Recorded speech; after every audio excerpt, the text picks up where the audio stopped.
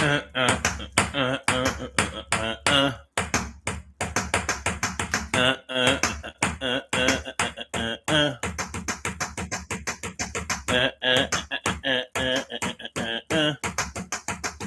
Thursday, baby.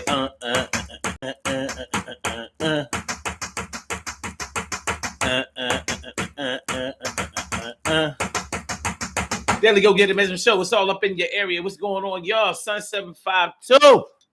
Urban Therapy People, Sun 752. This is the Daily Go Get It Measurement Show. Tonight on this Throwback Thursday, let's get real about relationships Thursday. We are talking about you don't have to live with them. I do. You don't have to deal with the situation. I do. You don't have to deal with the fallout. I do. You don't have to deal with the consequences. I do. I do. Have you ever had to say that to anybody? Have you ever had to remind somebody that the advice that they were giving you probably was good advice, and maybe it was heartfelt advice, but it probably wasn't the best advice that would suit your situation? Because sometimes when people give us advice, they are giving us all logical advice. And in most situations, that would make sense. In money matters, you want to deal with logic. But when it comes to matters of the heart, sometimes logic ain't the way to go. And yeah, I know that sounds crazy. You know what it sounds crazy, though? It sounds crazy when you're not in love. It sounds crazy when you're not in your feelings. It sounds crazy when you're not invested. When you are invested, you realize like sometimes logic ain't the way to go, because you can't outsmart your way into a loving situation. Of course, some people think that they can outsmart themselves outsmart somebody else into a loving situation for themselves. But there are times in our lives where our hearts have to speak a lot louder than our minds do, and a lot louder than our mouths do. So when you are giving advice to somebody, I would advise you to give advice from a perspective of empathy. Because when you empathize with somebody, then you can start to be even more logical about the way that you will approach the situation as far as your advice is concerned. And you can be more concerned about actually helping the person instead of trying to find a solution to the problem. I'm going to say that, rewind it once again. You might have to actually be more concerned with helping somebody than with finding a solution to the problem. See, finding solutions to problems can be easy sometimes. When you're not invested into a situation, you can sit back, dissect it. You can get an overhead view of it, side view, 360-degree view. You can see it for what it really is worth. You can tell when somebody is lying. You can tell when certain stories ain't adding up. You can feel energy that the person that's invested might not be able to feel. So that's why it's easy to find solutions. Like all you got to do is do this and do that. See, when you're not empathizing with a person, when you're not speaking from a place of empathy, you're playing more of a chess game. Like, oh, you move over there, then my strategy has to be to move over here in order to get to where you are so I can take your man. That's a chess game.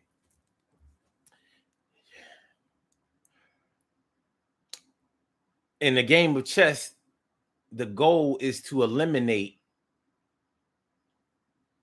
the king and the queen. That's how the game ends, right? It doesn't even matter what else is left on the board. In the game of chess, the name of the game is to eliminate the king and queen. As a matter of fact, and I believe that in the game of chess, once you eliminate the king, the game is over, right? But because the queen can move all over the board, if you can get rid of the queen, you ain't gonna have no problem getting to the king. Because the king can move anywhere on the board at once, but only one square, one move. So it can go left and right, up and down, diagonally, but it can only do it one move. The queen, she can be like, roo, roo, roo, roo, woo, woo. So, how do you advise a person about how to play a game of chess when the goal is to keep the king and the queen in it?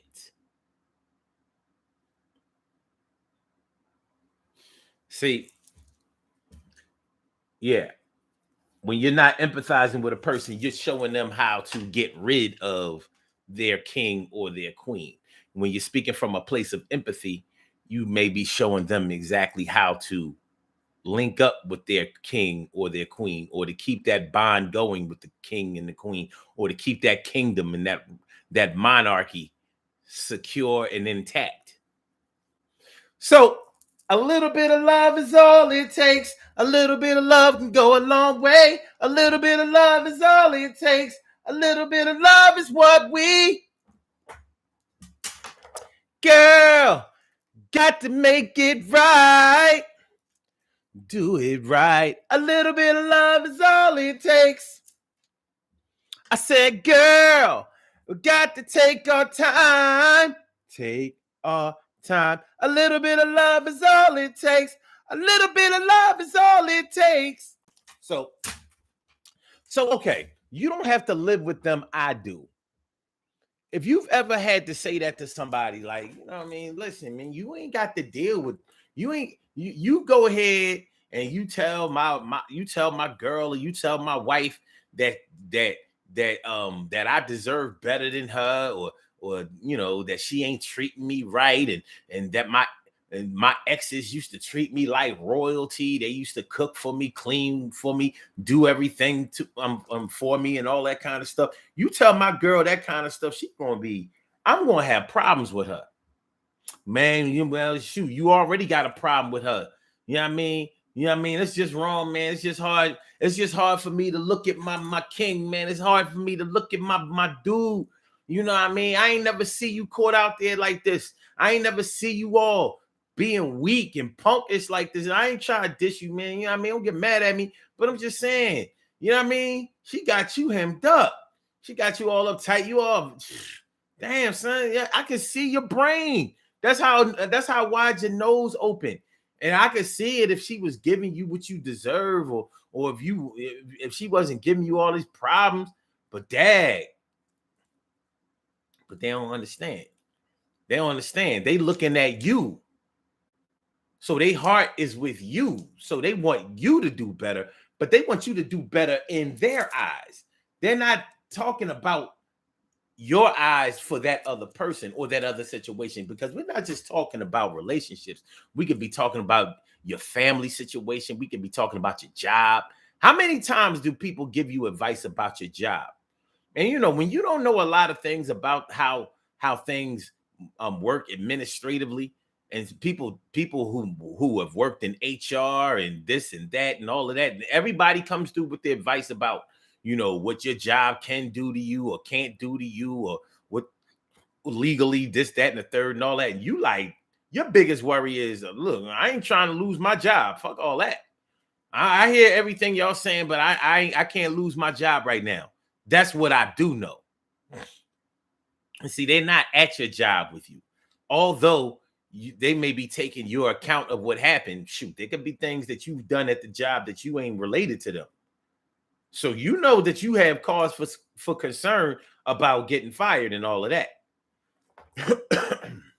You know, so there's always extra stuff that goes on in the story. So people who give advice don't always take that into consideration. You don't have to live with this situation. I do. You are not dealing with this situation. I am. You are not in love with this person. I am. You are not worried about this check. I am. So who's going to pay my bills? Who's going to pay my bills if I get fired? Who's going to take you home tonight? Well, so we have to be careful when we give out advice to people, and we also have to be careful when we receive or accept advice from other people. We got to make sure that the story and the facts are straight, and we also have to make sure that everybody who is in on this situation, that their heart is in the right place before we get all banged out. You know what I mean? We messing around and become crash dummies in this situation where we was just cruising. We was just on cruise control. Cruise with me, baby. Cruise with me, baby. Baby, tonight. Let's go away from here. All right, so what's going on, y'all? Cal Chamberlain, me friend, me favorito. Always a good time and really great to see you, T. Carry right, morning, noon, and night. It's always great to have my peoples going directly into your side. And Stacey White, thanks for coming on through. I'm glad you came by. You know how we do. And my brother from another mother, Norris Hill. Sit back, relax, do your thing, Max, and chill. And my brother Ansel Jones, Baltimore brother Maryland, can't leave him alone. What's going on, y'all? And Mona Garris, what up, Mo? What up, Mo? Give love, Mo. What up? Good to see me some you. Good to see all y'all. So yeah, so we talking about you don't have to live with them. I do. So when people start giving you advice, telling you what the best plan of action is, and what you need to do right now, don't let another day go by before you do this thing.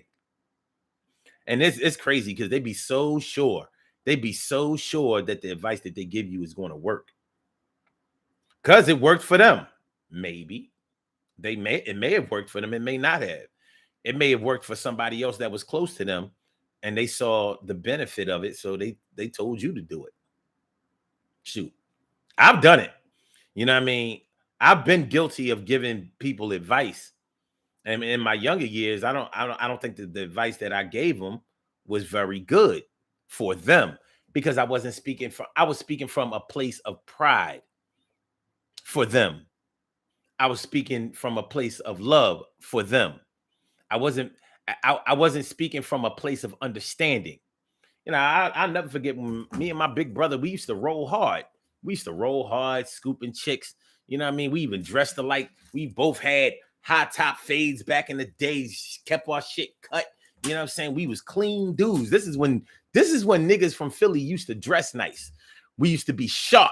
You know what I mean? It didn't matter whether it was dress wear or sportswear. We was sharp, clean, pretty boy type niggas that had hands. You know, that's how Philly niggas used to be. Now they ain't got no hands. All they got is guns, jeans hanging off the ass, looking all crazy, skinny shirts, skinny sweatpants, skinny scrubs, skinny everything and skinny, still hanging off, looking all crazy. You fat boy, you weigh 350 pounds, you still in something skinny and still ain't got no hands. I don't know. Niggas in Philly used to be able to rumble. I don't get it. I don't get it. That's what we used to have on New York niggas.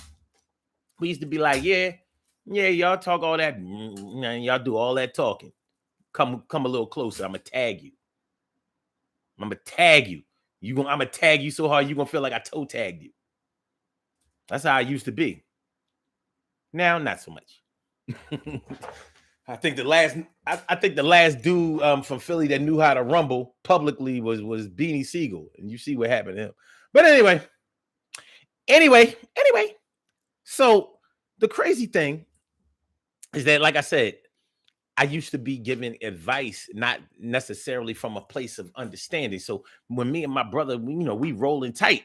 I'm young, 16, 17 years old. So, I'm ready for the world. You know what I'm saying? I'm like, we the thoroughest niggas out. Like, ain't nobody touching this. My brother was hooked up with this girl, and he was all in love. I mean, he was all in. He still had a roving eye for all these other chicks, but he was stuck over here. So I'm like, in my young mind, I'm like, he was Superman to me. He was my Superman. My brother saved me.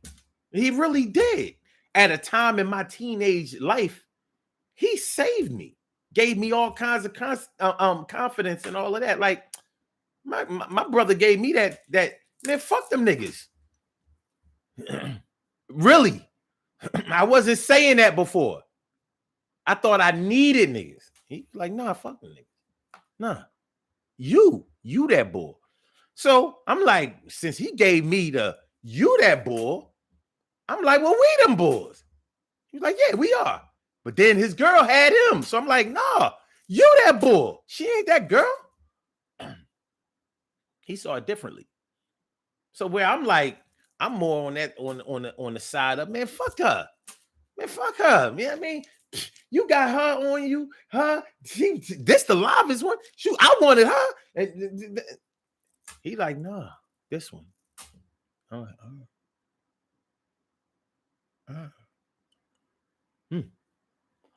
So the advice that I would give him, he wouldn't follow. And when things really got bad for him, because I was always trying to advise him against her, he considered me to be an op of her. And you know how it is. You know how it is when your man and your girl don't get along. And it wasn't that we didn't really get along. It's just that, you know, when you are the in-between, you know the feelings of both.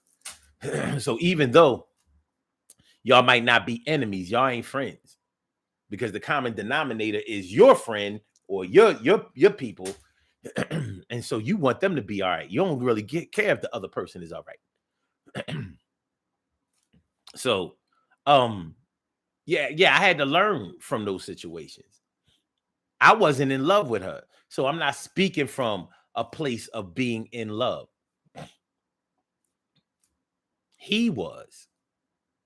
So I didn't advise him in the way that a person that understood what being in love was all about would speak. And that actually wound up drawing a wedge between him and I, because now I'm not going to say he couldn't trust me, but he couldn't trust me.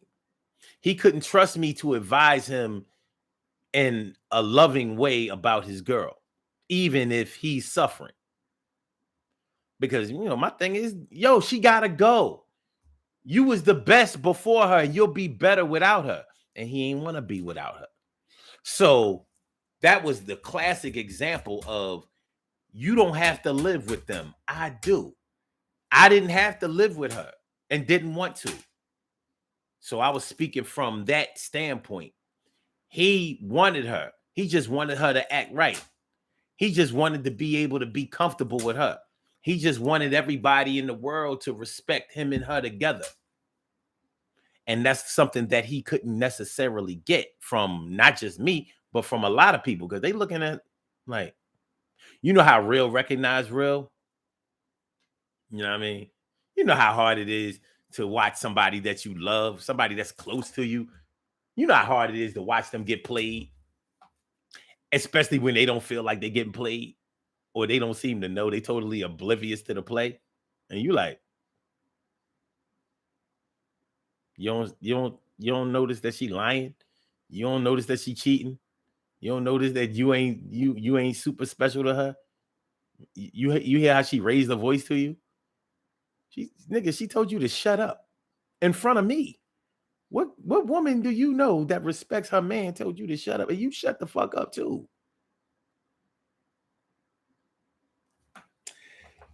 That's what we talk about. That's what we talk about. That's what we talking about. That's what we talking about. That was what we talking about tonight on the Daily Go Getimism Show. So, what y'all know?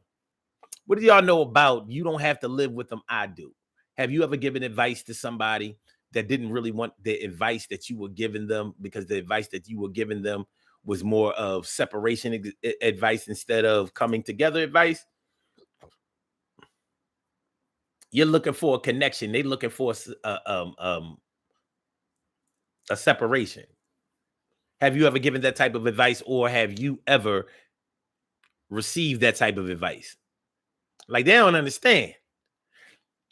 And you know, because of how I was when I was young and fiery, and to be honest with you, I was speaking from a place of insecurity, my goddamn self. All I was saying is I wouldn't want this to happen to me. But shoot, I've been played before. Did anybody talk me out of it? No. I had to see for myself. The only thing that ever opened my eyes up with somebody that I really liked or loved was if I saw them with somebody else or had proof that they was trying to kick it with somebody else. Then it was like, oh. One thing I could never do was shake off the visual advice, that ocular evidence. Like, no. I seen what I saw. You can't talk your way out of that. All right, so let me see what y'all saying. Y'all talking about this yet? No? Hold on a little bit. Ansel says that's how rumors break up families. Rumors can definitely poison the good water that y'all drinking, that y'all have to drink from. Ansel says it's difficult to rebuild trust. Man, it's hard as hell. First of all, it's hard to build trust.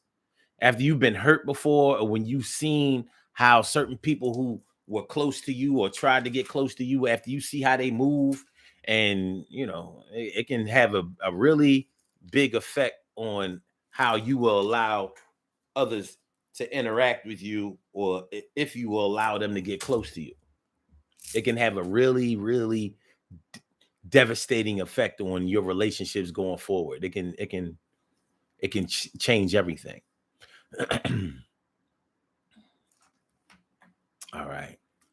TK Wright says it's rough as the receiver because you know that what they're saying is true, but it's too much to deal with the situation and the person. Yeah. Shoot. You might have years invested in this situation, man. You ain't trying to, man. I mean, I feel everything you trying to say, man. Do it. I mean, I hear what you're trying to say, my brother, and I know that you want to help me. I know that I'm your team. You are Team O. I am Team U. But you also have to understand that I'm also part of another team, or I have another team, a team member that I'm trying to get up in this thing. Like, like I added my baby to the group. You deleted out the group. Like, who put such and such in this group? Oh, let me delete them. So I put them back in the group. Like, oh, somebody, I don't know how you got deleted, but let me put you back up in here. Put them back in the group, and they get deleted again. What's going on? What's going on? Why my girl keep getting deleted out the group? Oh, you the one put her in there? Why you put her in there? Because that's my girl. You don't want your girl in my group? In our group? Why? Oh, okay. Oh.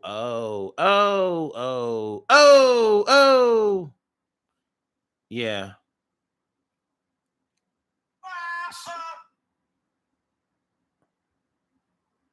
So that's when things can get sticky. They really can. They can get real sticky.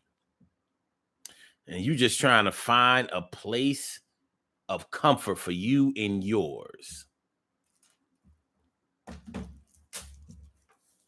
You don't have to live with them. I do.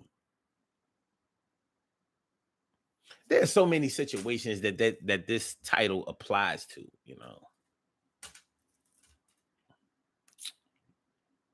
So many different situations. You ever get somebody in trouble by taking up for them?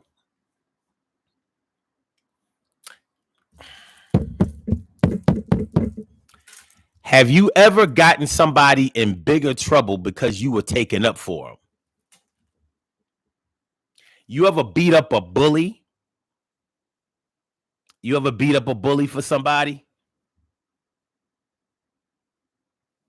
Have you ever beat up a bully for somebody? Have you ever beat up a bully for somebody who couldn't beat the bully up? Have you ever beat up a bully for somebody that wouldn't even fight the bully?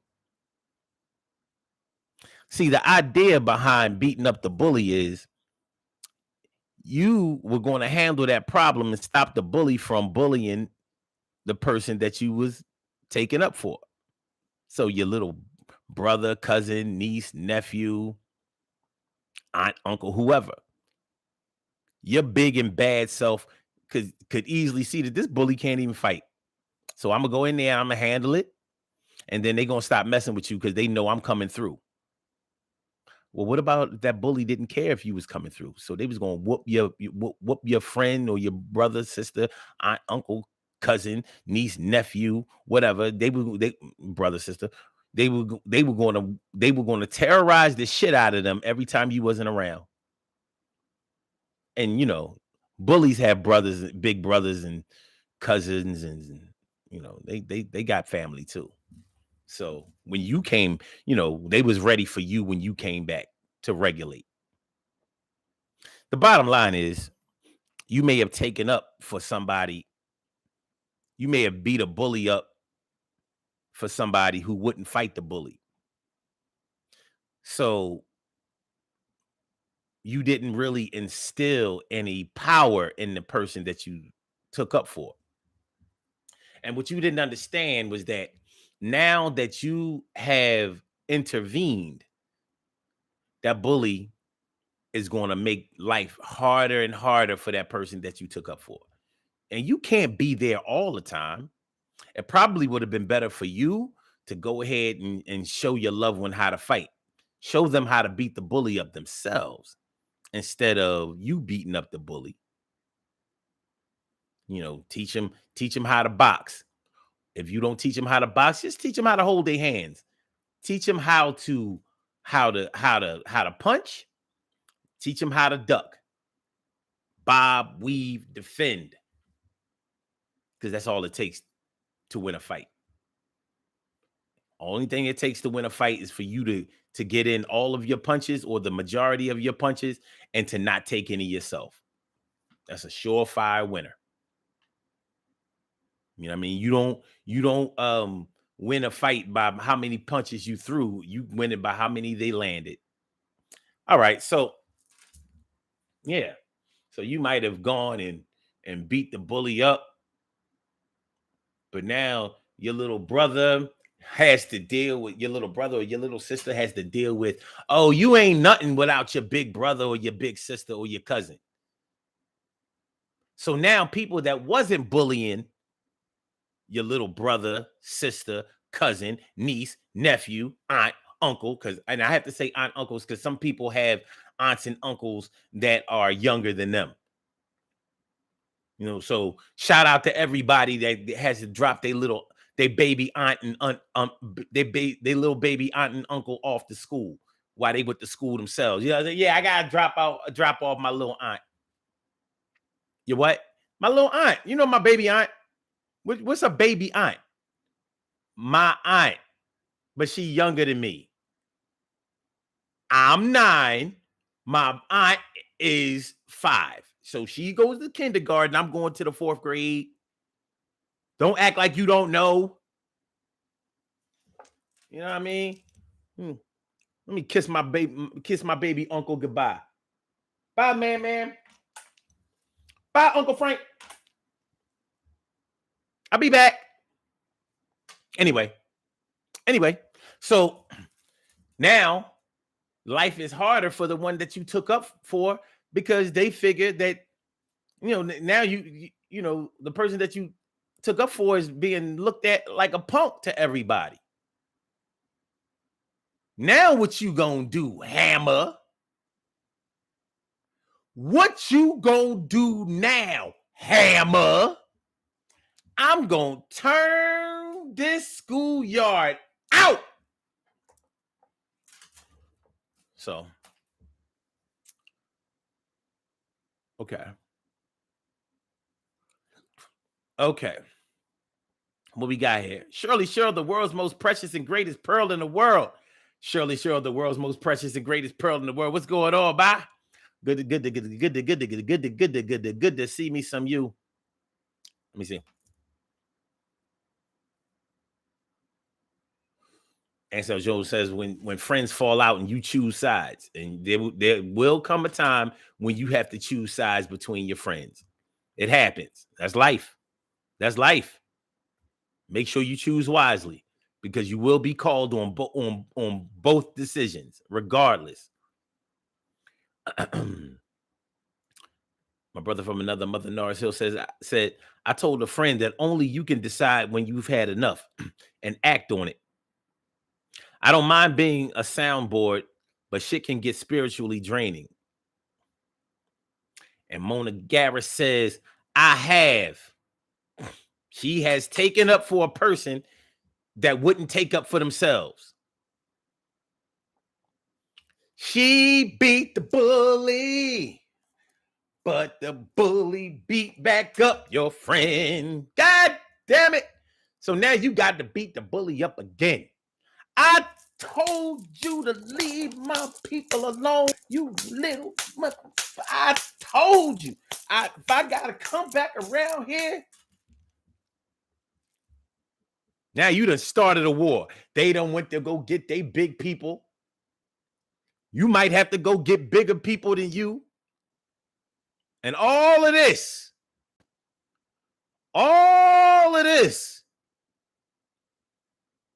is because they kept making your little brother it when y'all was playing hide and go seek. Like, how come he keep being it? He ain't it all the time. He caught y'all. He got y'all base. How is he still it? He ain't get my base.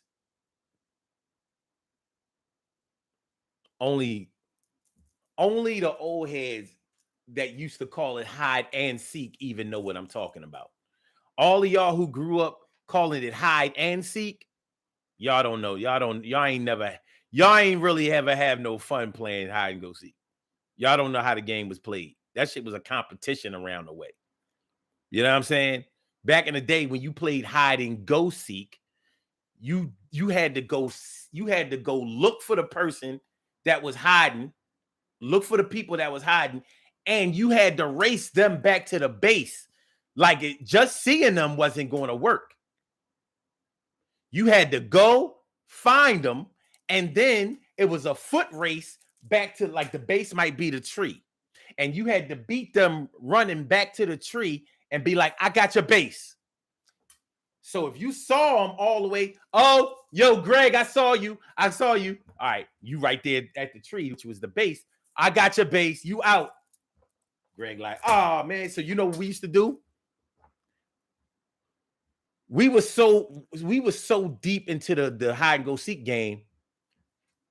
Whoever it was who was it at the time, they knew what everybody had on. So if they was a base sticker, let me explain this to y'all. A base sticker was somebody who didn't want to go and look for people that was hiding. So they would just stand by the base until everybody got tired of hiding and wondering how come nobody coming to find them. And then they would come out and they would be like, I got all y'all base. Greg, Terry, Jason, Shonda, Rita. Yeah, I got all y'all base. He was a base sticker. So people, we all right. So in order to get around people that was base sticking, and by the way, while we was hiding and we knew they couldn't see us, but they could hear us, we would be yelling out, base sticker, base sticker. So that would taunt them to have to come out and find, so people who were slow, people who couldn't run, they had a hard time with hide and go seek in Pulaski Town. They had a hard time with hide and go seek. Remember, this is hide and go seek, not hide and seek. And so if we knew what everybody had on, if whoever was it knew what everybody had on, what we would do was we would switch shirts. So you thought you saw Jason run across the street and you said you got his base. But if you called out the wrong person on the base, they wasn't out. Like, that wasn't Jason. Yes, it was, because he had on a green shirt. And then they both come out and be like, nope. We switched shirts. You called out Jason's name. That was Greg. Now you it again for another round. So I hope I ain't lose y'all. I I hope y'all ain't lose y'all with that. But those of y'all who know what I'm talking about. Okay. TK Wright says, most people think that this applies to romantic relationships, but this can apply to a roommate situation. Oh boy, can it? And I mean, and I don't mean necessarily a roommate. I mean housemates. You know what I mean? Any type of mates. Shoot, it could be your label mate. You know what I mean? You assigned to a record company. Your label mate, you got a better contract than you, or is getting more promotion than you. And your people feel some kind of way about it. Your handlers feel some kind of way about it. Your manager feels some kind of way about it. But nah, how they getting they records promoted? Here we only up to we only sold 250,000 and they already gold plus because they getting all this promo. I heard that our record ain't even being played over in the Midwest. What's going on? Well, anyway. Different budgets, baby. Different budgets. TK Wright says, yes, I have done that. Bully, and it made it worse. Oh, it never got better. That's a knee fire got better. But I know what you mean. See, I'm letting it ride, man. I'm growing. TK Wright says, I did both. I laid hands and then told my cousins, throw your hands up. Okay. That's how you gotta do it. Like, yo, I'm not gonna be fighting them every day. You gonna fight them and get them off your back. That's it. That's the way it gotta go. And Nora says at TK Wright, I put a utility bill in my name on the roommate tip until they knock their bill down. Long story short, I stopped paying my portion until they cut it off. Nora says we had to pay both of them off before the service was restored. I didn't care. Ansel Jones says the light pole was the base. Okay, that's what's up. Nora says, I remember the nasty version, hide and go get it. Oh yeah.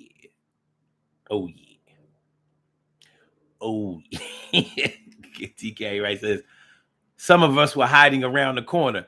That sprint to base might as well have been.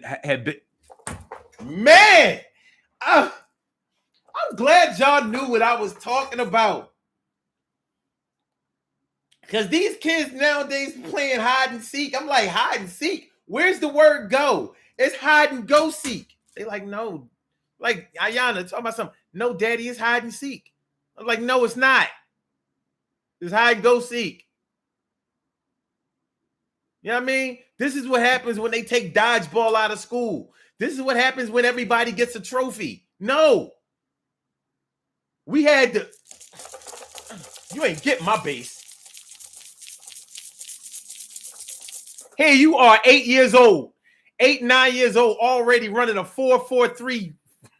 You already running a 4.43 40.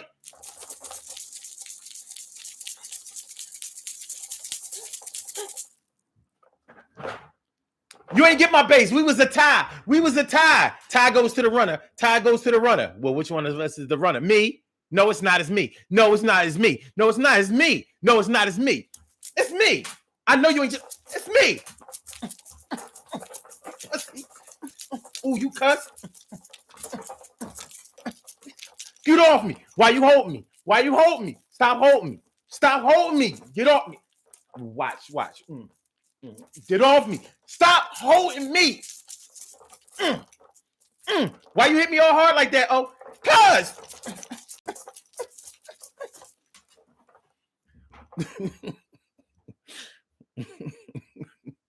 TK Ray says base stickers were assaulted. We were not.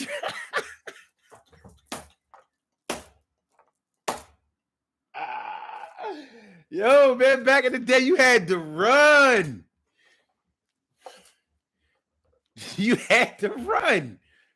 I mean, look, you had every opportunity to learn how to run. You know how the recess game back in the day was it was on some other shit. That's why I don't like charter schools, because they don't have real gyms and they don't have real gym. If you went to a school and you never had to climb that rope, I can't. I'm sorry. I don't care if you never was able to climb the rope. If you was never forced to get on that rope and try to climb up that damn rope, you ain't have no gym in the 70s and 80s. I'm sorry. You didn't. You ain't had no gym. If you didn't have to challenge everybody in your class to a relay race, a race, whatever, you didn't grow up in the 60s, 70s, 80s. I'm sorry. The 90s, that's when things start getting real strange. That's when they took everything out of school. But we grew up having to rip and run. In that order: rip, run. Rip, run. Everything was a chase. Everything was a race. Everything. You had to stretch them legs out. You had to stretch them legs out. In charter schools, they ain't got no gym. Everything is academics. All right. You graduated a bunch of kids that ain't even going to college. Way to go. They ain't got no gym. You know what I mean? They mad overweight. All they know how to do is use the computer, video games, and all that kind of shit. Shit, when we was playing all the Mattel games, handheld, or Coleco handheld games and all of that, shoot. Dots and dashes. We was good. We was good with the handheld games, and the head-to-head joints. You remember the head-to-head joints, but we went outside and like, all right, you beat me on this, but come on, let's go to the court. Come on, let's go outside. Come on, let's go to the field. Come on, go get the ball. Go get the ball. Get the ball. Get the ball. Oh, get the ball. Okay. Nar says it was fun to see who was the fastest. Shit was rad. Shirley Cheryl says, I got in trouble for just watching. They said that's a form. They said that's a form of participation.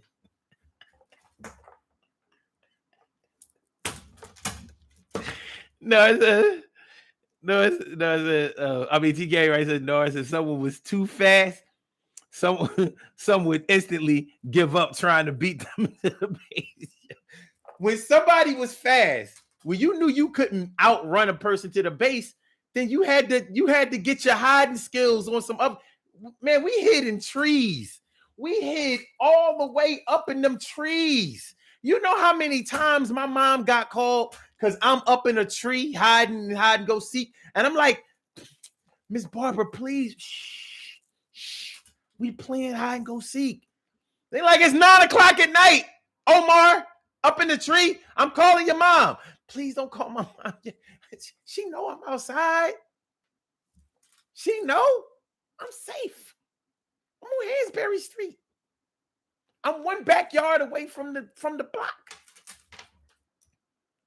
For real. So we would hide in places where we could strategically be able to get our base no matter how fast whoever was. You know what I mean? So he thinking we done, went somewhere far to hide. Shit, we might be hiding in a car right behind them. Remember, because you had to close your eyes, and sometimes we would put somebody on them to make sure that they was really closing their eyes. You know what I'm saying? Like we was hip to the game. We was hip to the cheating. You know what I'm saying? Like, yo, you didn't put your head down, you didn't close your eyes, you didn't turn around. So we saw you look to see where everybody was going. Nah, you're not playing. You're not in this game. And yo, when the lowest thing that can happen to you is you get kicked out of a game of hide and go seek. You got kicked out of hide and go seek. I could see if they had the fishbowl and you didn't get picked. You didn't get picked to play basketball, football, baseball, something like that, or you was the last to get picked. We could see that. But you got kicked out of hide and go seek because you cheating. You got kicked out of hide and go seek, homie. You got kicked out of hide and go seek. I mean, that's low. That's low. That shows what your friends think of you. That shows what your friends think. All right. Ansel says, any award as a child means something.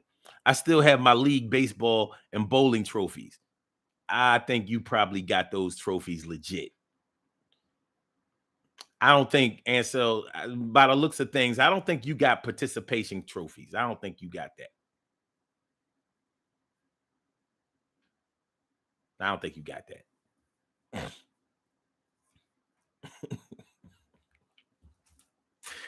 Yo, Ansel, let's just ask you this: Do they give out participation medals in the Army? Like, can you get a Purple Heart if you ain't get shot?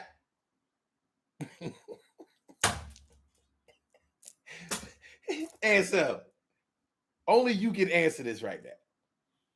You know what I mean? Like, have you ever seen one of your comrades get reamed out because they ain't shoot somebody? Like, yo, such and such got crippled, or such and such got shot because your punk ass was still loading the machine. You knew you supposed to have your firearm already. You know what I mean? What the fuck was you doing? And you saw the run across the joint, and you ain't shoot that motherfucker. And now, you ever see that happen? I'm just asking. Answer. Have you ever had to ream out a comrade because they didn't shoot somebody that needed to get shot, and then one of your people got shot? I'm just asking. Now, if it's a security issue where you can't divulge that because, you know what I'm saying, you know what I mean, it could put the security of the military in jeopardy. I understand. Just saying. He says, one team, one fight. All right. Sure. Husband says, that's how I was. Go get it. Never mind. Use mine. Nora says, I got a little league trophy, even though I was a bench warmer. Yeah, but you when you are a bench warmer, you get the smallest trophy. Like, we all knew what that was about. Like, all right, yeah, you got a participation trophy because everybody on the team got a trophy. But you knew by the size of them trophies, you know what it was. You come in that mantelpiece and you see those little small trophies, you know, like, oh yeah, your little athlete wasn't really an athlete. But you know how people who was the big contributors on the team was, they had the big trophy. You know what I mean, if you was on a team that got baseball cards or you know, sports cards, you know what it was. You know what I mean? There was different. There was levels, man. It's levels. It's levels. It's levels. You didn't really contribute to the team, you get a little trophy. You were scoring touchdowns, 3-pointers, winning scoring titles, defending, and all of that. And trophies got big. And you know, when you go to them award ceremonies as a little league player, you know what I mean? You be proud as hell, like, yeah, my trophy's big, baby. You know what I mean? The trophy almost bigger than you. You like, yeah. You's a star. And so says, I'm proud of my sportsmanship award. That's what's up. You don't have to live with them. I do. I'm sorry, I got off. You know, it's Throwback Thursday, y'all. I got off to the whole hide and go seek thing and all of that shit. Took me back. But what I was originally saying about that, it was, you know, your young boy might have gotten to a scuffle over a game of hide and go seek. Now you went in there and you done stepped to somebody or beat somebody up or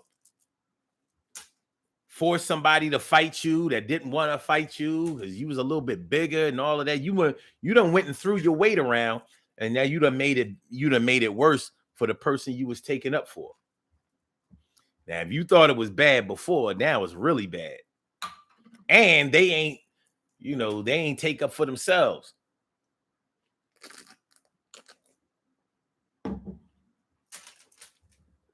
They ain't represent. Bobby Hill, C say, what's going on? Good to see me some you. Thanks for coming on, Bob. Thanks for coming on, True. Thanks for coming, True. So yeah, one thing I'll never do, and I have actually never done this, but one thing I will never do is try to give somebody advice on their marriage. People be mad at me because I won't give them advice on their marriage. Like, listen, I'm not getting into that. And I always say I won't get into that because, you know, marriage is a level of commitment that I have not achieved yet. So I don't feel like I'm qualified to speak on that level. You know, because once you have stood in front of whoever joined you in holy matrimony, whether it was the justice of the peace or whether it was the pastor at your church, whoever it was, the minister, you did that, and you did that in front of witnesses. You professed your union, not necessarily your love, but you professed your union in front of everybody. You took those vows, whether you intended to keep them or not. That's not the point. You took those vows. You went all the way with it, with the plant through the asking phase, or should I say the proposal stage, to the planning stage, to the wedding stage, to the honeymoon stage, to the marriage stage. You did it. So somebody like me who hasn't done that, I don't think I'm qualified to speak on the behalf of somebody who has done it. Now, I can speak on behalf of my feelings for you, but knowing that because of the consequences that may happen, or the consequences that may be present because of what you do in the handling of your marriage situation, I wouldn't want to make myself responsible for that. You know, because if you I don't speak on anybody's relationships either, only because of the failures that I've had in that department before. But with a boyfriend and a girlfriend situation, both of you can walk away legally. With a marriage situation, is different. So that is the ultimate situation where you don't have to live with them. I do. So when you have to go home and deal with your spouse, and I've advised you about what to do with your spouse, as if I'm qualified to do that, that's irresponsible on my behalf. And it would be irresponsible of you to even follow my advice. For real, because I ain't got to deal with them. You do. I don't have to go through legal separation or divorce proceedings. You do. I don't have to deal with the children that were made in the consummation of this union. You do. I don't have to deal with the in-laws and the legal documents and the property distribution and all that kind of stuff. You do. So what am I doing? What am I doing advising you about that? Like it's an easy walk away.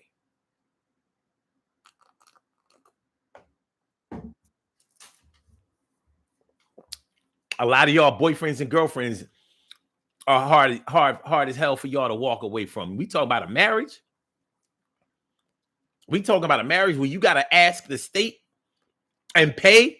You had to pay to get in it, and you had to pay to get out of it. What are you listening to me for? Am I a lawyer?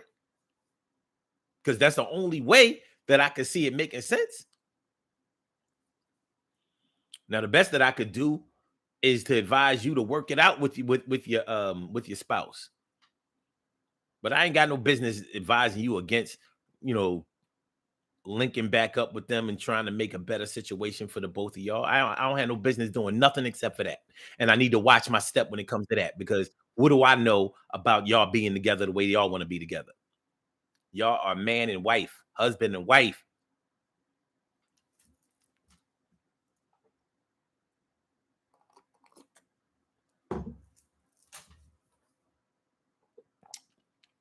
Narcil says, back on the topic, I don't like giving my opinion on advice where I'm not. Never mind. You just, okay. Got you. I got you, my brother. I got you.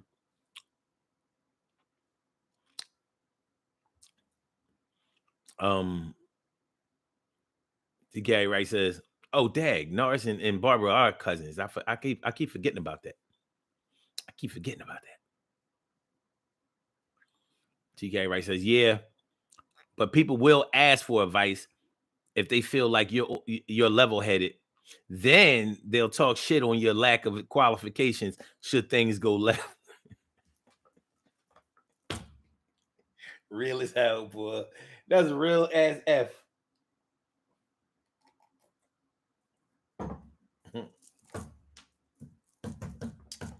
That is real as F.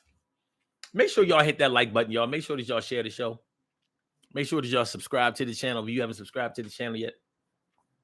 I mean, you know, we could have gone a lot of different directions on this show. I mean, I touched a little bit about, like, you know, talking about the jobs and stuff like this, but this actually goes deep. It does. It goes deep. You know, I mean, there are a lot of people out here that are billing themselves as experts, and they're not. They're not. And even experts aren't always expert-like. They don't always give expert advice. You know, what does it say? Heavy is the crown heavy is the head that wears the crown. Yeah, well, sometimes some of these people are being crowned and they haven't really put that work in.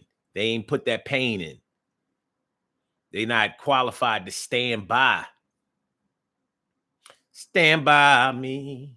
Stand by me. Oh, darling, darling, stand by me. Oh, stand by me. I'm just saying. We about to do these birthday shout outs and get on about it.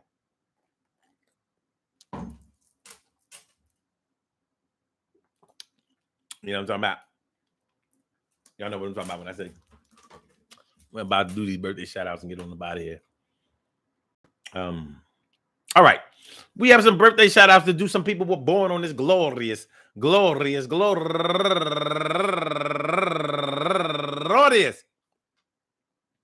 June 22nd, and they deserve to be acknowledged. So let's go about our business of acknowledging them and making them feel special because they are special, because they are special, because they are S-P-E-C-I-A-L. They get the R-E-S-P-E-C-T. They are S-P-E-C-I-A-L. They get the R-E-S-P-E-C-T. They are S-P-E-C-I-A-L. They get the R-E-S-P-E-C-T. They get number one out the box, Antoinette Smith, turning 57 years old today.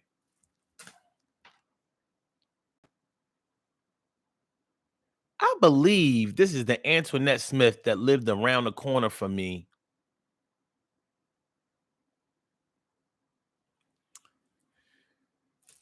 $57. That sounds about right.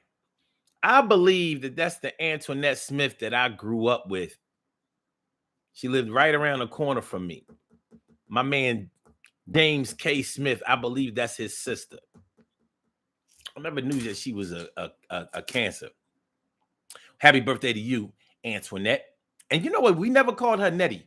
We always called her Antoinette, the whole name. All right. And Johnson Renee Shanta.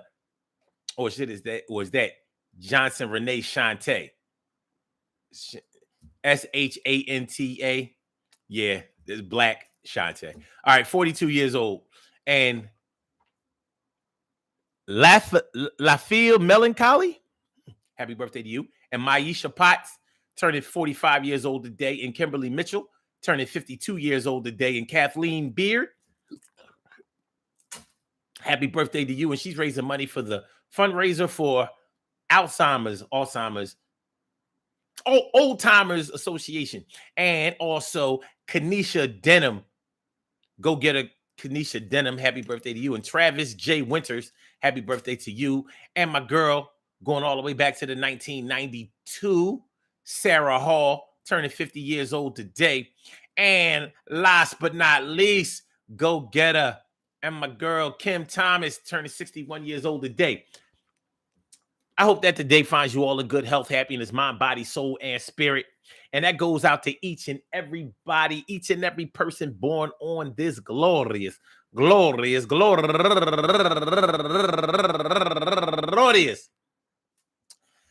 June 22nd, anywhere out there in the world, worldwide, internationally, and universally. All of y'all go ahead and turn up, turn up.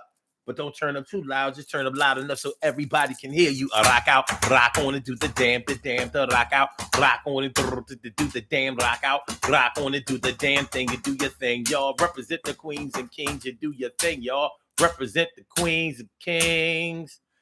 Good things happen to those who wait. Great things happen to those who grind.